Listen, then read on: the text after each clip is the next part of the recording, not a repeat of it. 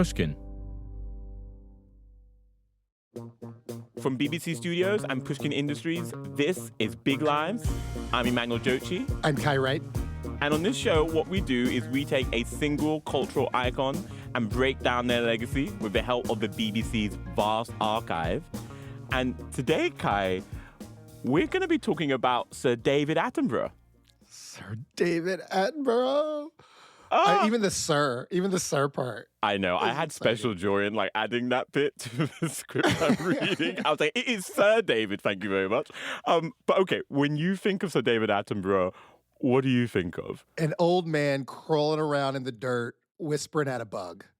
Yes. Or a snake or a lion or something, And I have to say also, because I discovered David Attenborough late in life, you know, it's once he was older. And then I looked back at who was he as a young man? Also, I think he was a snack. Oh, okay. That is not what I'd expect. It's a bona fide snack. But yes, you are right. The old man whispering, describing nature, just stuff like this.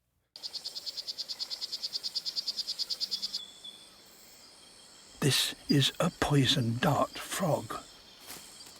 Males raise their young in a very special way. A father will place each one of his tadpoles in its own tiny pool of water. This is one. Nice and safe.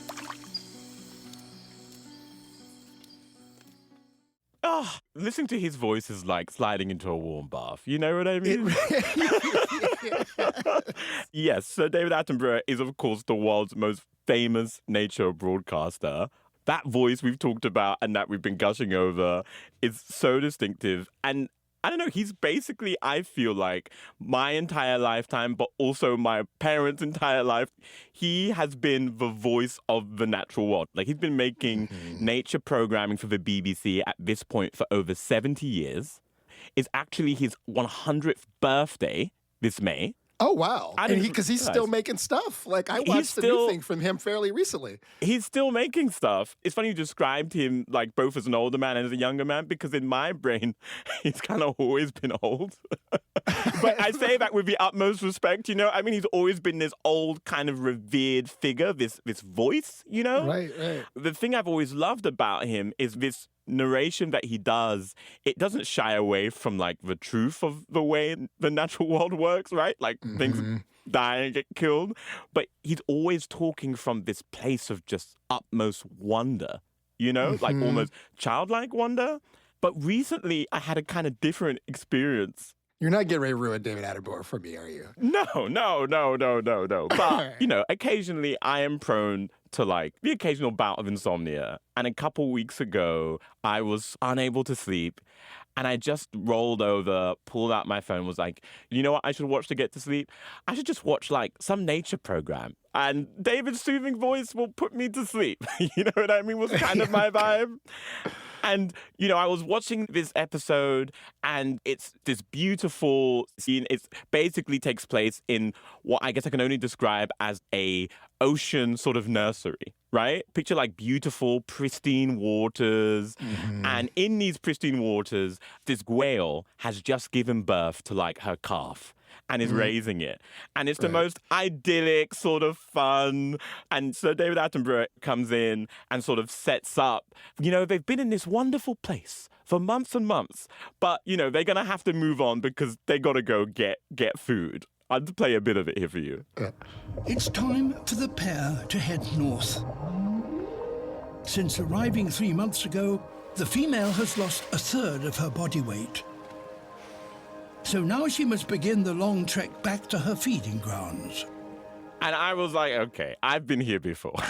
I've seen this one. I Totally. I'm 32. I've been watching these programs my whole life. I know that you have introduced me to this cute as hell little baby calf, and it is going to have to find some way to survive on this journey in the open water. You are going to put this calf in danger, David Attenborough. We know it's coming. But what's interesting is you don't go immediately to some other sea animal coming out of nowhere to hurt this baby whale. Instead, these whales have to go through shipping lanes. The constant engine noise disrupts the underwater soundscape, disorientating the whales and increasing the risk of a collision. Scores of whales die every year in ship strikes in these waters. And guess what happens, Kai? We kill a whale. No. What does happen is that the whale gets her baby calf through all these shipping lanes without incident. Everything's great. And then a bunch of orcas come in and just murk her kid. Just like killer whales. Listen, no, but the propaganda that Free Willy perpetuated about the killer whale needs to be studied. They really tricked us as a species. But I digress. I was sitting there heartbroken, but still kind of stuck on the whole shipping lane part of it. Yeah. Because I was just like, oh, this is so different to the sort of nature programming that I feel like I grew up watching, right? Like it felt like all these animals took part in a world kind of a little bit divorced from us, you know, that he was narrating. And like, right. You're just thinking, oh, we're just sitting around watching nature. I know. And it's not a whole TV show that takes place in the real world, right? Where like animals don't do exactly what you want them to do. And humans are destroying the planet. And as I lay there, now very much not able to go to sleep, I don't know. I was like, oh, David Attenborough is someone who, even at nearly 100 years old, is still evolving, you know? And as I went through the BBC archive to just learn more about him, I realized that his life's work has really shaped our complicated and fraught relationship with the Earth for the last 70-odd years. And I don't know, Kai, it made me question some things about the effort to save the planet in a way that really surprised me. I am excited to hear about this because I have too been challenged by David Attenborough. All right, let's get to it after the break.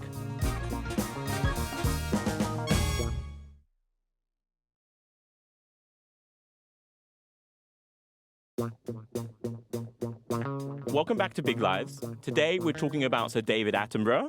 So, guys, like I said earlier, Sir David is turning 100 on the 8th of May.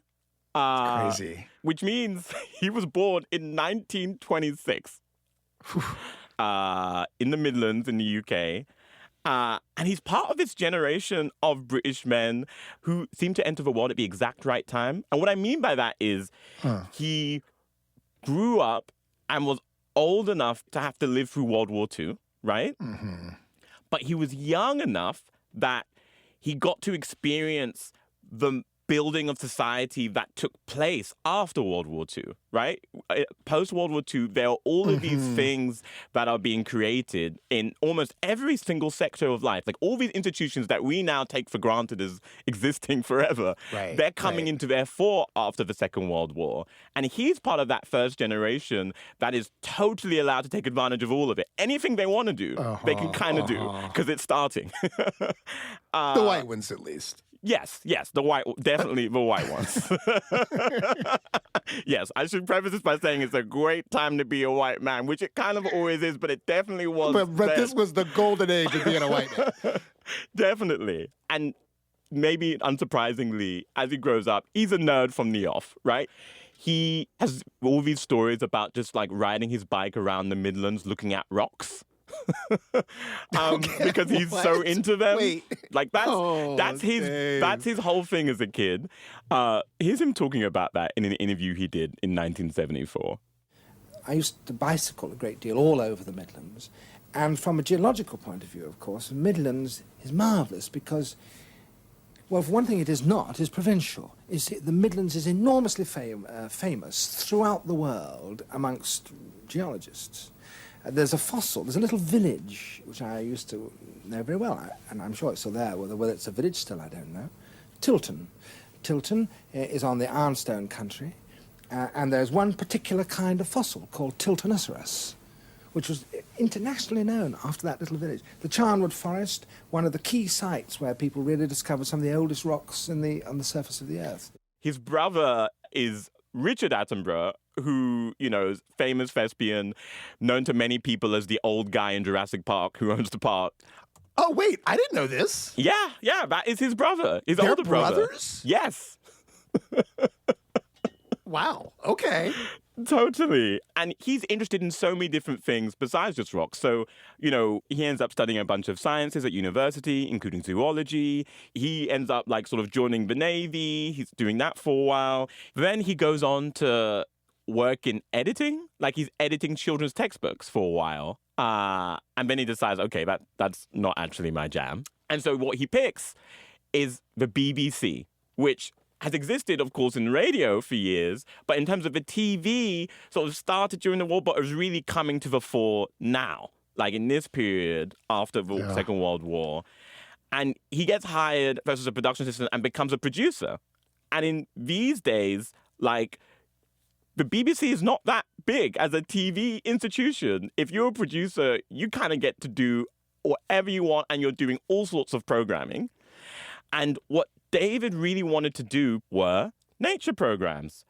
Except, nature programs back then, and by now we're talking about the 50s, look very different to what they look like now. Mm-hmm. I'm just going to play you a clip of David explaining this from the interview he did on the BBC in the 1970s.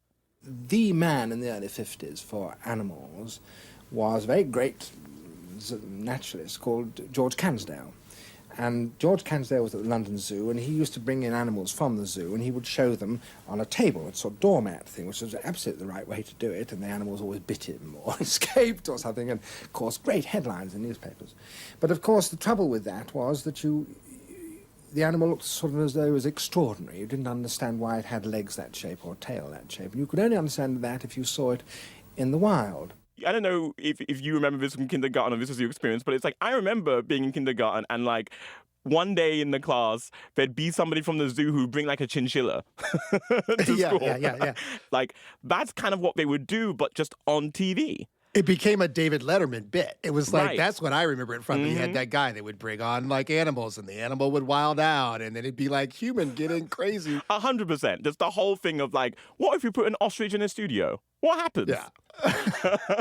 But David wanted to be out in the world filming animals in their live habitats. And to be fair, there were people that were doing that, and they were doing it in a very kind of extreme way to what we do now. You had people like Jacques Cousteau out making these sort of big films.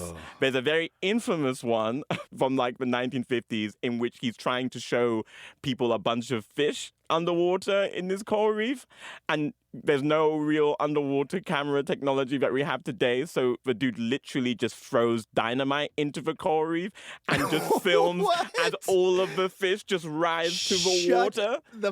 Up. No. It is so They messed blow up the coral reef? They blow up the coral reef, and you just see all of these fish just kind of floating in the water, and then they put all of them onto shore, and you see this poor little puff of fish just kind of puffing its heart out. It's dark. It's dark. That is wild. You have that on one extreme, not suitable really for public TV. Just who was the producer that was I got it. I know what we'll do. We'll blow it up, and then the bodies will come out, and we'll be wow.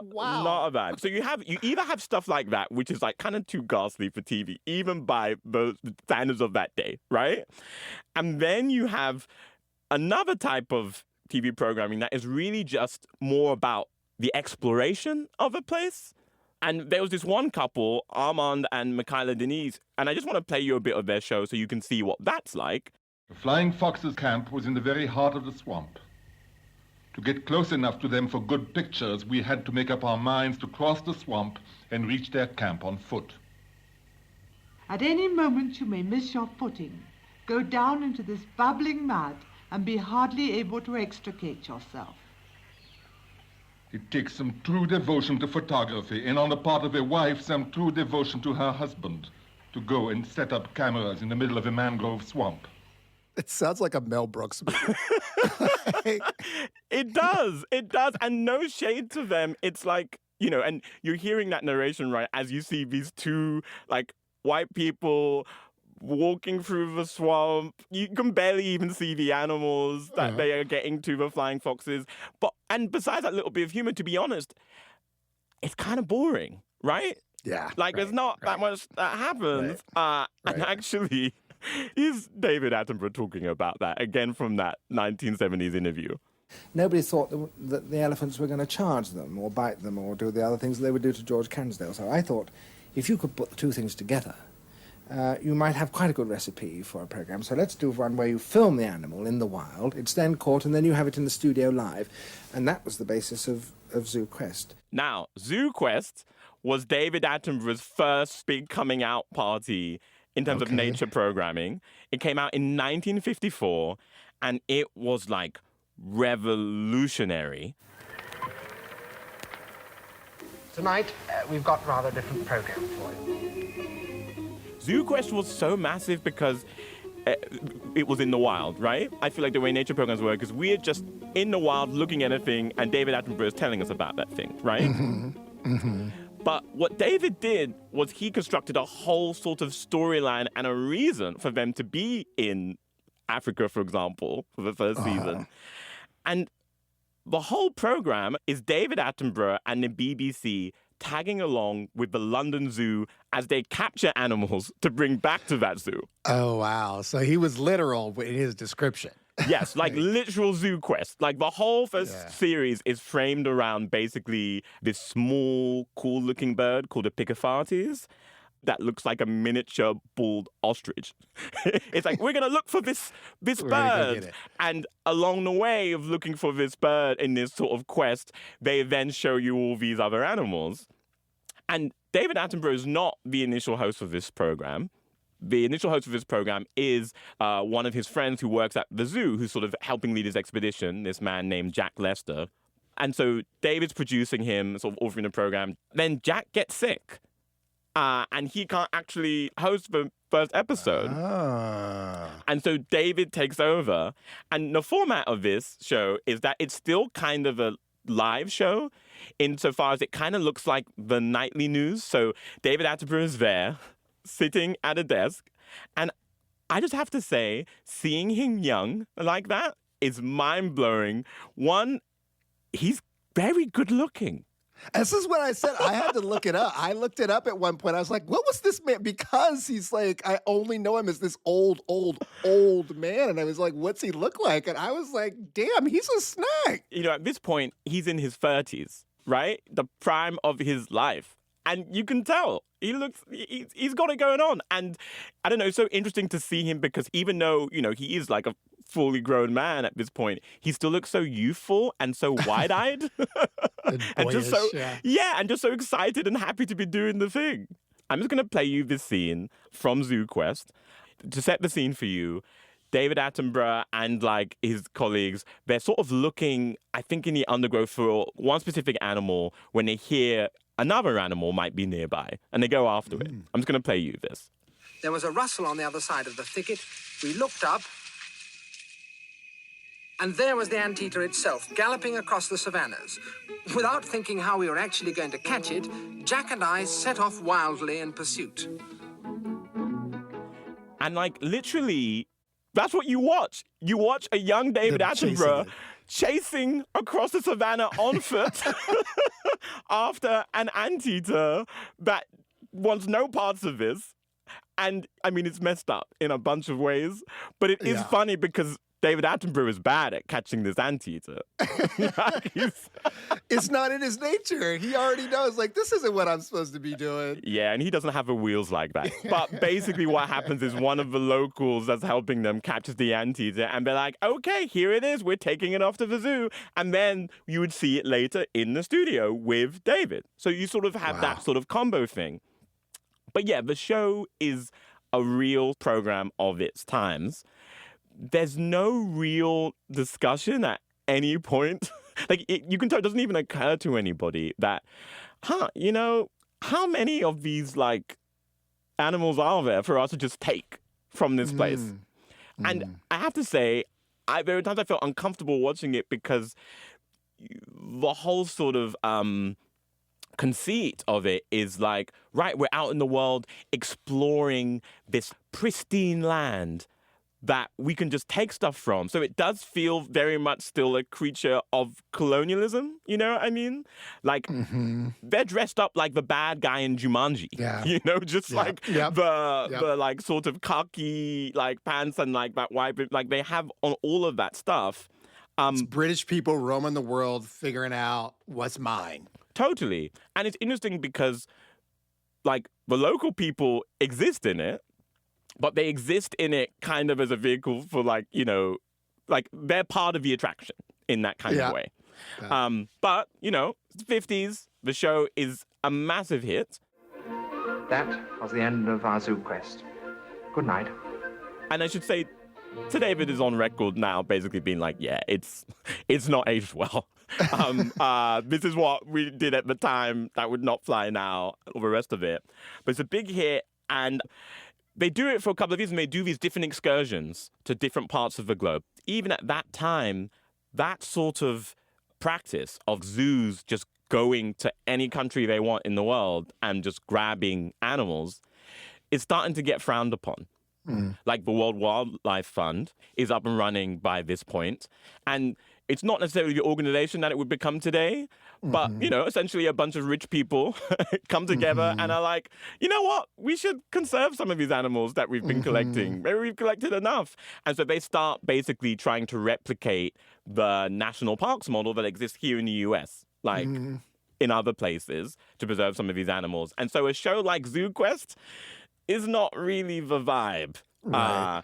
And as it is, David Attenborough has sort of flirted with being a host, liked it, but ultimately he's still a producer at heart and goes into development work as like an exec. Like that's the track he chooses. He basically chooses to be the version of our boss. That's crazy. I can't imagine David Attenborough running around as an executive to be like, how do we fund this thing? 100%. But that is exactly what he does. And he rises through the ranks pretty quickly. At this time, so much change is happening at the BBC, right? Like, you know, I have said they were pretty small when he started there.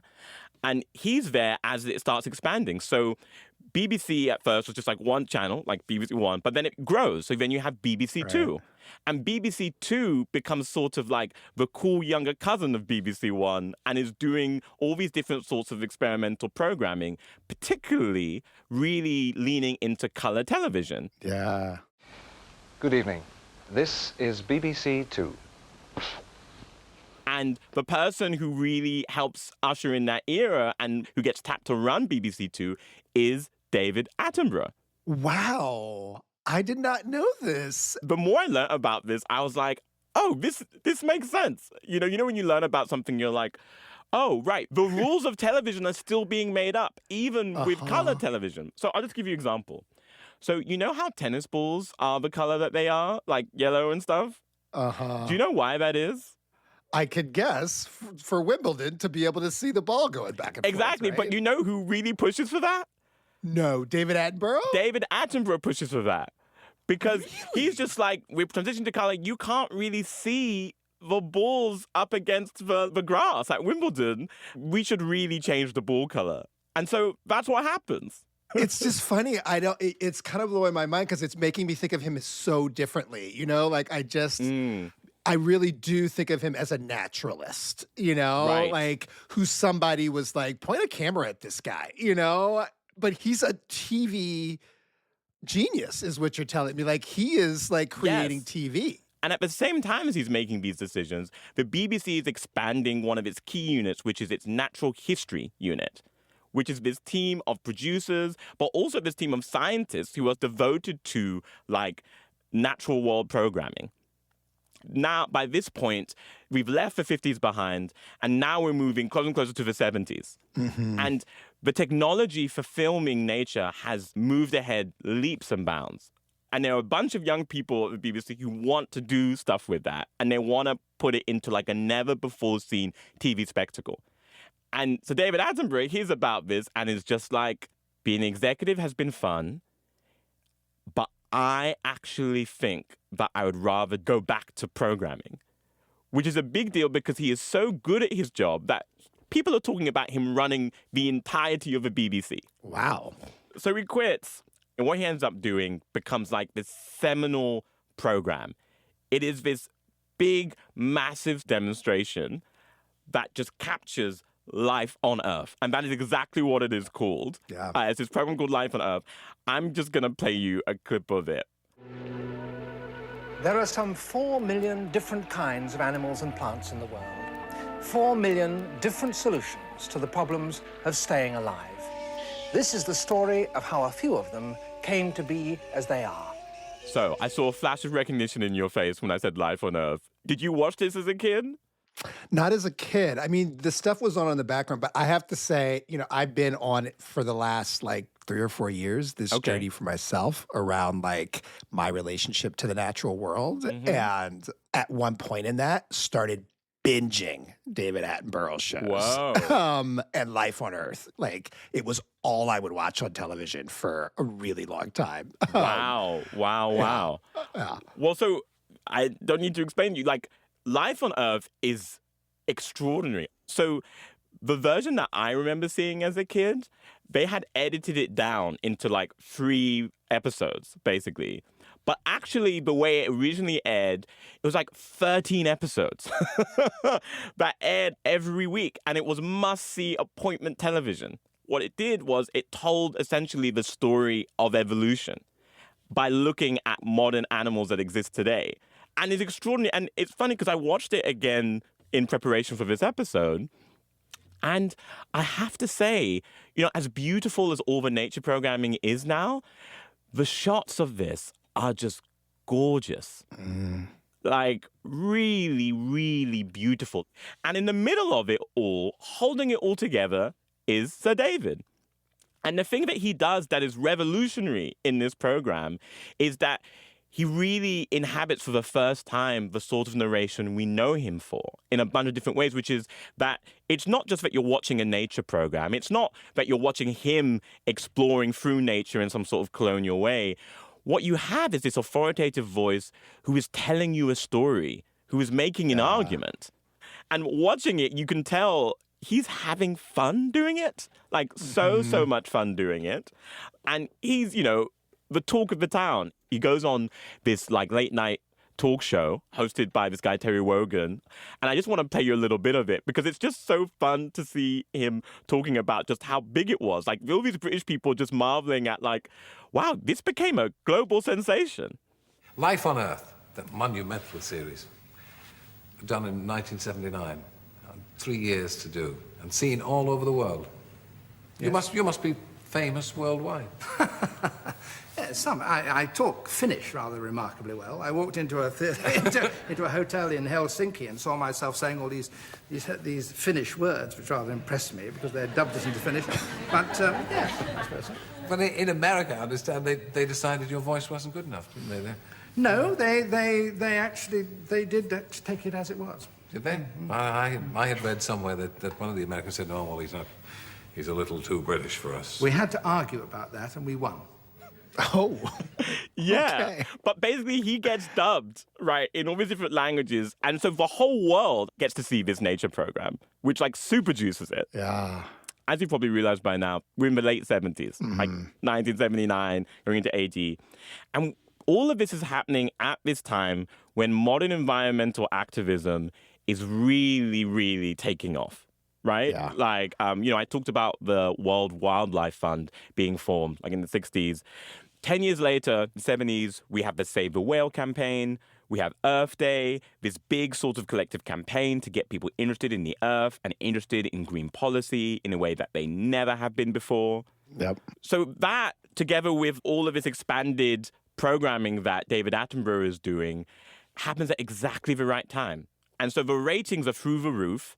And through the 80s, he sort of starts making the stuff that, in a way, we sort of know him for. And it's interesting to watch him in the shows that he does after Life on Earth because he's in the shots, way more. Obviously, now that he's an older man, he's not actively in nature doing as much anymore. He's mostly a voice, occasionally popping in front of the camera. But in those days, he's in it quite a lot. And I watched one particular interview that really surprised me and sort of changed my view of him a little. So I'm going to set the scene for you. It's 1984. David Attenborough is appearing on that same late-night TV show, Wogan. My next guest is also pretty well known as a traveller. Yeah, of all the people in television, perhaps he's the one who receives not only the most popular, but also the most critical acclaim. David Attenborough. And David Attenborough comes on, and him and his host, Terry Wogan, get talking about just the difficulties of this job. Because Wogan is legitimately curious. He's like, how are you doing this? How are you doing, like, because even the concept of, like, shooting something like that over a period of 3 years, right, where you have to be in the right spot to watch, like, a frog give birth, that was all still new to the public. It's still pretty marvelous. I still watch this stuff, and I'm like, how much money did this require? Like, how much time did this require? It is pretty marvelous. Totally.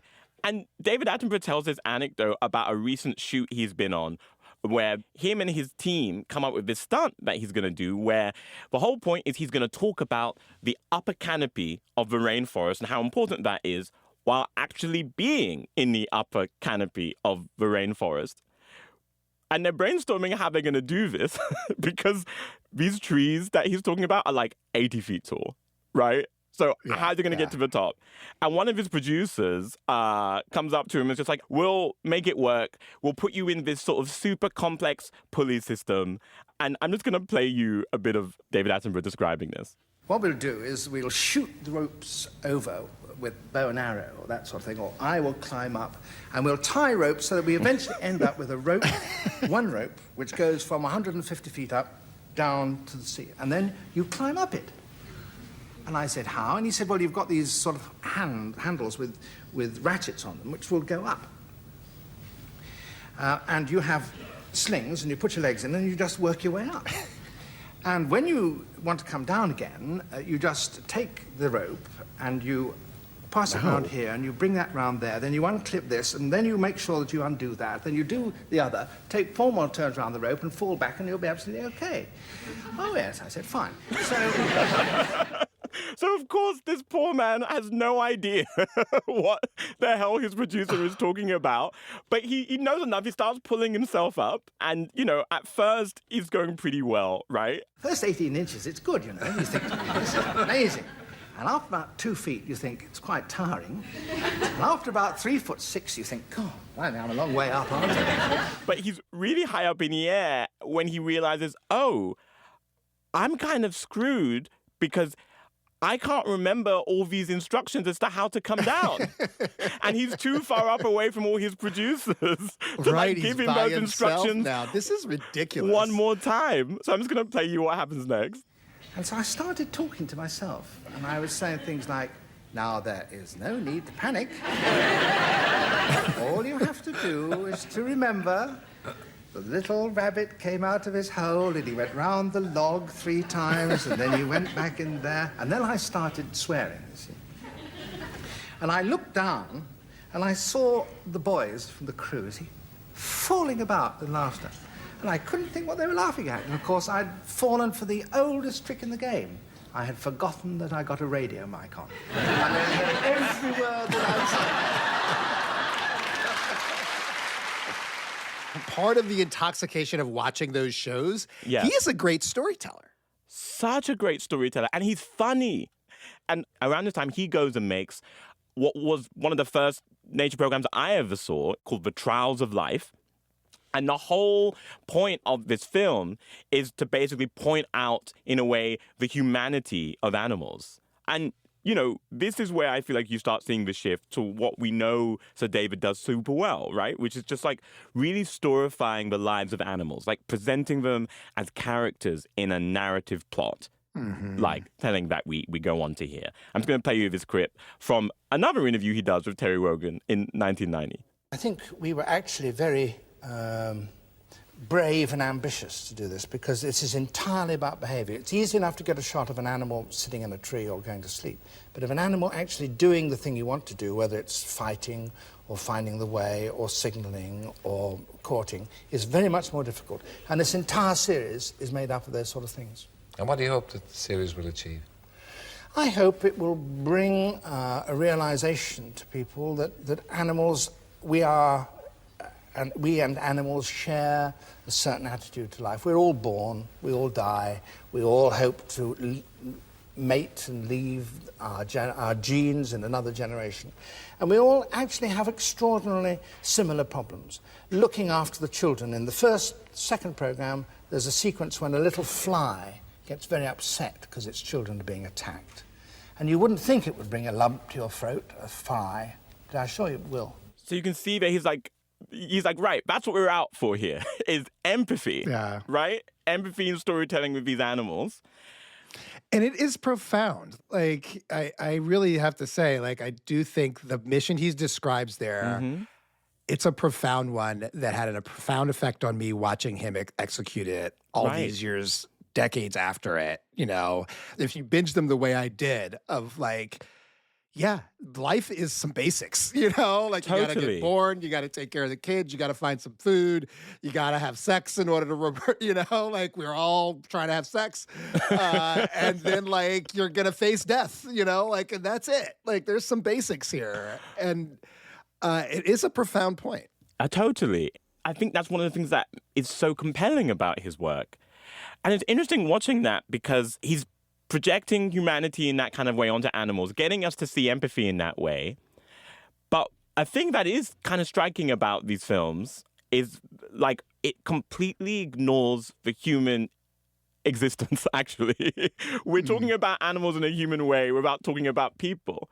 There are very few instances even in his narration where he's open about the fact that they're filming in like a national preserve somewhere. You know, you just kind of, there's a sense of wonder and glory and to the point of almost like religious adoration, right? About like what we're seeing, without talking about the fact really that, right, we're killing these things. There's like mentions here and there of poaching and stuff like that. There's all this human culture around it. And it's, and to be fair, at that time, that's not out of the ordinary. I feel like people were committed to what is known as the wilderness myth. Are you familiar with that at all? Yes, yes. Right. It's just like the idea, right, that you create these national parks, these preserves to sort of conserve nature. But those places are a lie. And we have many of them in the US in a sense, right? Like, it's great. I can see all these beauties.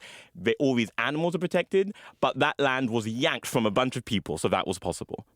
And that, like, the wilderness idea that there's this little tiny piece of it that is left, quote, wild. Right. And that we are apart from that most of the time. And thus, like, we have no impact on the planet if we're apart from the wilderness. 100%. And, you know, that's the water that Sir David is swimming in, right, at that point? Yeah. And really the birth of the Green Movement that's happening and pulsating throughout this period, like, him not talking about that as much in his programming actually is a calculated choice that he makes. Philosophically, David doesn't think at this point that he should be talking about that kind of stuff in programming. I'm just going to play you a clip of him talking about it from slightly earlier. This is in the 70s when he's really sort of making that transition out of the BBC to programming again. This is an interview he gave on the BBC around that time. Well, I personally get huge pleasure from seeing certain things. From seeing, let us say, a lake covered with flamingos in the early dawn in Africa. Which is a marvellous, thrilling, exciting sight. Now, when it happens, you get this enormous pleasure. Now, I actually get an additional pleasure from telling you about it, or from telling anybody about it. And if I can communicate that pleasure to others through various devices like television cameras or whatever else, that is an enormous reinforcement of the pleasure for me. And I'm not proselytizing, though I dare say perhaps I am unconsciously so doing. But I'm not doing it because I'm wanting to go out and tell people they ought to do something. I'm just saying I think this is enormously pleasurable and inspiring, and therefore I thought you might like to see it. So you are taking enjoyment to people, but are you taking to them something that it is important for them to know, important for them perhaps to take some action about? Well, to speak purely personally, I think there is a role for the program, which is the pioneering, hard-hitting, campaigning program, sure, it's playing a proper role in society and all that. On the other hand, I personally can have enough of people leaning out of the television screen and saying, you lazy, irresponsible, ignorant chap sitting there in your comfortable suburban home, why don't you care for this or subscribe to that or go out and do the other? I mean, there is a place for that, but not for me. There is a lot of that in nature programs on television. Well, I hope there's not too much. I mean, I think every now and again that it's worth reminding people that these splendid things have got to be looked after. But primarily, I think the programs are so that people may share the delight in the things that have brought you delight. Are you worried about conservation? Very much. But you don't feel that it's part of your job to take this message to people? Oh, I do. And perhaps I am being a little, what? I don't know. But I actually think the best way of taking the message to the people is by showing them the pleasure. Not necessarily by saying, every time, you've got to do something about it, but by saying, look, isn't this lovely? And the other bit follows. Yeah. So that's sort of his philosophy, is that, in that sentence, isn't this lovely? And then leaving you to do the work. The thing is that what he's articulating there, what year was that? 1974. 74. Yes. And honestly, I mean, I guess like the thought processes around how to make us as human beings give a shit about our impact on the planet, and you know, that has changed and evolved and gone through all kinds of twists and turns. But he's articulating an idea there that is now today quite a modern concept. That like it has to start with our relationship that we have. And it's the one that I have become intoxicated with. That like a fundamental problem we have is we have a colonial relationship to other species. And we got to start with like understanding we have a relationship. We relate to one another and find joy in it if we're ever going to figure out how to then have a more responsible relationship. That's a modern idea. He's articulating it in 74, and I find it very compelling. No, it is. And, you know, he's going to evolve that view. You know what I mean? And that evolution is what is at the heart of so much of Sir David's work nowadays. And we're going to get into that right after the break.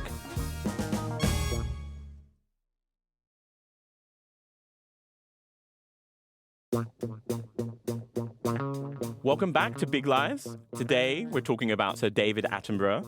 And when we left off, Kai, we were talking about how, for a lot of his career, Sir David's approach, right, to environmental issues was really not to proselytize, right? But I feel like there's one key thing we've kind of left out here, which is just like, we've talked about, you know, this burgeoning wave of conservation. And, you know, campaigns like Earth Day and Save the Whales. But we haven't uttered the words climate change. I was wondering when we were going to get that. Right. And, you know, that's partly because in terms of the mainstream, it was not in the mainstream for the 70s and the 80s, even as it was a thing that scientists were sort of hip to. And I guess one thing I realized as I was watching all of this programming and sort of nearing the present day was I was like, right, we're talking about conservation in terms of littering and like all that kind of stuff. Like, when does climate change enter the picture for Sir David? And it's kind of hard to tell. And the reason it's hard to tell is because for a long time, Sir David Attenborough actually did not know how he felt about climate change. Really? Yes. Sir David's approach for years was basically, well, yes, there are temperature fluctuations, but there have been temperature fluctuations throughout the history of the world. He was kind of a little bit of a climate change skeptic. Really? I mean, until when? Because we, like you say, have to remember, like, it was not until like the late 80s that there began a mainstream conversation about the human's impact on the climate. Well, so this is the thing that really surprised me. Until 2004. Oh, no. See, you are going to ruin Sir David for me. Well, okay, hold that for. Okay? So now we're in my era. Okay? I remember 2004. And what happens in 2004 is David Attenborough, he attends this lecture in this city in Belgium called Liège. And this lecture is given by this American climate professor named Ralph Cicerone. What this American climate change scientist is doing in this lecture is he's just showing with cold, hard data, basically, here's what's happening to the atmosphere's chemistry. And I'm just going to read you a little quote from Sir David about this. He showed a series of graphs showing world temperature and, critically, population as well as ingredients within the atmosphere. The congruence of those things convinced me beyond any doubt that not only was the climate changing, but that humanity was responsible for that. Until then, one knows that the climate has changed over geological history, and I was not totally sure that this was not just an aberration within the parameters of variability. But basically, that professor's graphs convinced him beyond any doubt at all. It's interesting because I always thought that David Attenborough was a scientist. You You know, I mean, he did study zoology at university. Like that is true. So he's a scientist in that way. But yeah, he's a talent. I assumed he had a career in science, like in natural sciences of some sort. And then somebody came along and was like, this guy's great. Let's make TV with him. Right. So given what I now know, I guess it's not his, he's a TV guy who likes nature. And so for him to come to understand this in 2004, I guess isn't as shocking to me now that I learned what you have told me as it would have been before this conversation. Right. And the thing is, at the time, he took criticism for it. He was taking criticism from environmental activists who were just like, come on, you are the voice of the natural world. Like most people on Earth who speak English, their introduction to nature, the way they think about it is totally framed by you. Like if we get you on our side, if you get you on our side, we can beat this thing, you know? Yeah. And I'm just going to play you a little bit of him talking about his evolution as part of some testimony he gave to a UK Parliament committee a few years ago. I'm not by nature a propagandist, and I'm not even, I started making natural history programs because I thought there was nothing I preferred to see more on television than the beauties of the natural world. And I would love to just be going on doing that. I mean, that's what I enjoy. I enjoy looking at birds of paradise in display. I enjoy coral reefs. I enjoy these things. And I enjoy bringing them to people who don't have the good luck that I've had. So that's fun. But if you become aware of what is happening in the natural world, you don't have any alternative. Now, 50 years ago, we weren't doing all that. And 50 years ago, there were quite a lot of people who would say, no, it's rubbish. Of course, we aren't affecting anyone else. There were a lot of people saying that.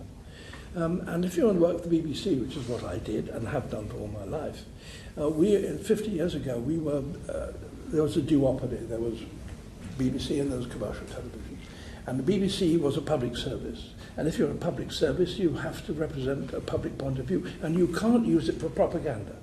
But so therefore, did you waited for the public mood to change before you started becoming quite assertive with the impact that humans were having on the natural world? Not quite as easy as that. I didn't wait for public opinion to change. I waited until the facts seemed incontrovertible. And yeah, so that lecture he attends in Belgium, that is his, this is incontrovertible moment, right? But as influential as Sir David's been, right, as the voice of the natural world, he still is the talent. So what he does after attending that lecture is he goes to the BBC, and the BBC is actually having discussions about this. Because, early 2000s, we're still in this era of sort of like, should we be both siding things? And if we're presenting something as fact, we need to totally make sure that it is fact, and et cetera, et cetera, et cetera. And so they ask him, what do you think? And he's like, well, no, I absolutely believe that this is the case. And he says, if you want me to go and investigate and talk to people, I will gladly do so. So what he does is he makes a couple of programs that come out in 2006 that really examine the climate change question. And really, it's him talking to scientists about this. I'm just going to play you a clip from one of those programs. Planet Earth. In 4,500 million years, our world has gone through many natural changes. Now it's changing once again. But this time, we ourselves are contributing to those changes. We are causing the world to heat up. If we continue to behave as we are doing, our children and grandchildren will have to deal with extreme and potentially catastrophic changes. We still have time. There are ways to minimize these changes if we all choose now to adopt them. But the next few years will be crucial. So in that, right, he's explicitly doing the thing he said he would never do. Yeah. Whereas he's like, we can do this, we must do this, we must change. And I've seen a lot of this programming. Like that's Mm-hmm. part of my introduction to, or my deep dive on him was this kind of stuff. So that's why I was a little alarmed when you were like, wait, he was a climate skeptic. I was like, what are you talking about? Totally. And I think in that way, to be honest, it's, I don't know. I found it surprising, but then also a little bit inspiring at the same time, where you're just like, right. On the one hand, it's really a bummer that one of the most powerful people on the face of the earth when it comes to messaging about nature wasn't banging the drum. On the other hand, you're just like, oh, here's someone who saw the science and just had a reaction of just like, oh, let me change. Like, yeah, my bad. Like, let's just do this and lean hard into it. And it had something at stake in the change. It meant like, I'm famous for doing one thing. Yes. I do it really, really well. Mm-hmm. I really didn't want to do something different because I'm really good at that.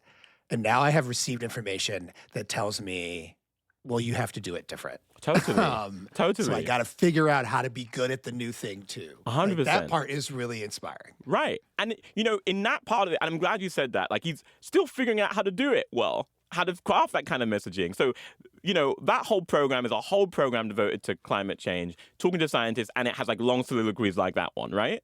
Mm-hmm. But it's almost kind of divorced a little bit. It's like a different version of the same sort of problem that I guess I had with life on Earth, right? Which is, you've told me that humans are having an effect on the planet, but that effect on the planet still feels somehow not tangible. Like I'm not seeing humans and animals in concert with each other in the way that I experience in my everyday life, right? Mm-hmm. And so he starts making programming that does that in like a real way and talking more about climate change.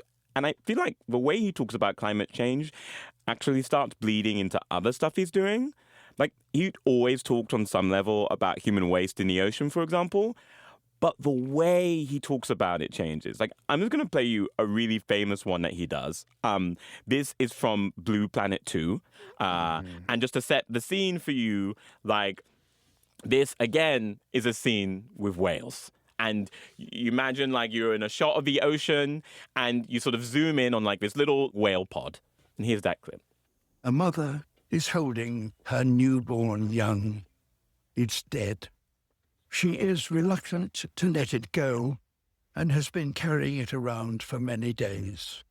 In top predators like these, industrial chemicals can build up to lethal levels, and plastic could be part of the problem.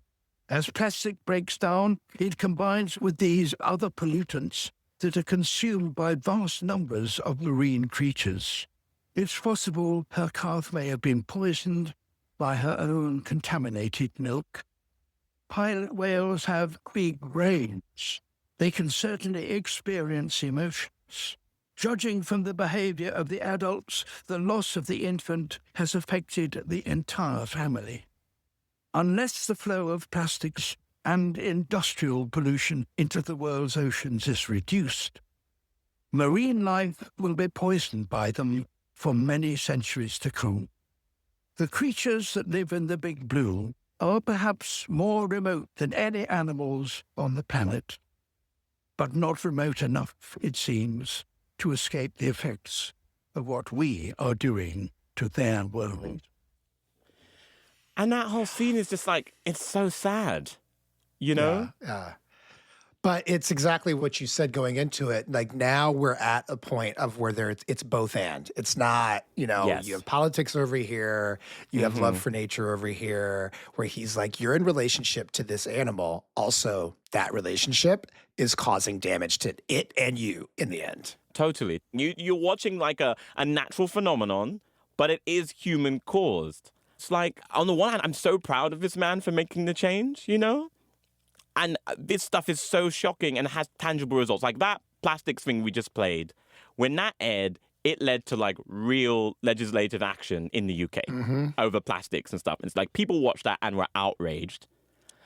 But we exist now in an outrage deluge constantly. And it's overwhelming and it makes us sad. But I don't think he's trafficking in outrage, Emmanuel. Because again, for me, on my own journey about my relationship to the natural world, he is a big part of that. Like going into his programs has been a big part of that. And I just think a lot of what he is doing now when he talks about climate is exactly where a lot of the climate activists I've interviewed in reporting on this have said we gotta get, which is we already know the bad news.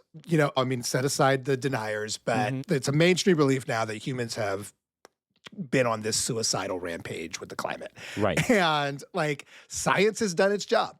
Science has done enough that we can fix it. We have all the necessary tools as a consequence of advancements in science. What's missing is a shared will to do so.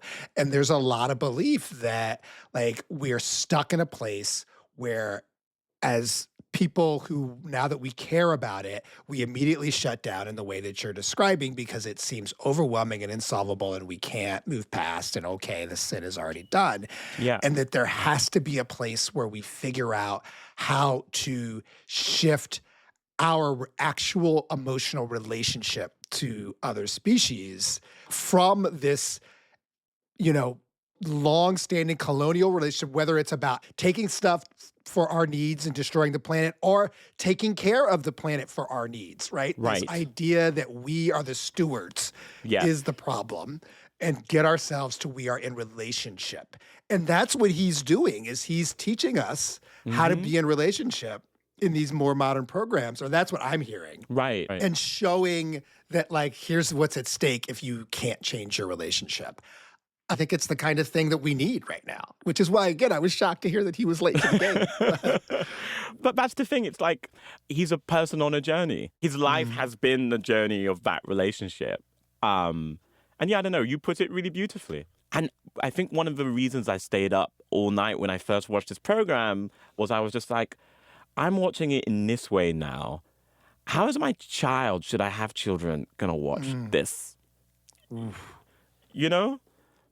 That's the problem. Listen, I don't have children. I'm never going to have children. And that part, I always think about God, what if I had a kid? I just can't imagine how you would think about the future on the specific question of climate change, in the world we're going to live in for your child. That would be really overwhelming to me. Totally. And I think in that way for future generations, we don't know much about what the future is going to hold, but I don't know. I think we're going to look at this man and people like him, this whole generation of people. You're talking about people like him, Jane Goodall. They're prophets, Well, Sir David Attenborough, the snack who had to grow. So, who do you have for me next week? Okay, well, let's go to the clips. Let's see if you can guess who this is. When I was 13, we went to New York, and I went to a Broadway show with Mama, and the show was called Bye Bye Birdie. And I looked up and I saw all these kids singing and dancing. I thought, now that looks like fun too. Wait a minute. Maybe that's what I want to do. Bye Bye Birdie. Okay. Now, there's a lot of people for whom that voice is immediately recognizable. And I am ashamed to say I'm not one of them. You're not one of them. Okay, all right. There were a lot of content clues as well. All right, let's hear the next one. I was reading last night through a list of awards which took 2.5 pages to get through. What do you do with them all? Where are they? I sort of put them up on a shelf, and every once in a while I pass by them and think, yeah, that was a couple of really good years. So she was big, is what. Okay. Has been big in the past. One more. I really had to win the audience. It was, Judy Garland's bringing her daughter on. And I think that they were kind of putting up with that. And so I really had to work hard, and they appreciated that. Okay, I'm intrigued. All right. Can't wait. Big Lives is a production of BBC Studios and Pushkin Industries. It's hosted by me, Emmanuel Dzotsi, and Kai Wright. Our team over at BBC Studios includes producer Emma Reverell, archive producer Samira Chowdhury, sound design by Melvin Rickaby. Our executive producer is Annie Brown. Our production coordinator is Galen Davis Connolly. Our apprentice is Amy Woods. And our production manager is Mabel Finnegan Wright. The team over at Pushkin Industries includes executive producer Costanza Gallardo, producer Daphne Chen. Our legal advisor is Jake Flanagan. And our marketing team includes Morgan Ratner and Jordan McMillan.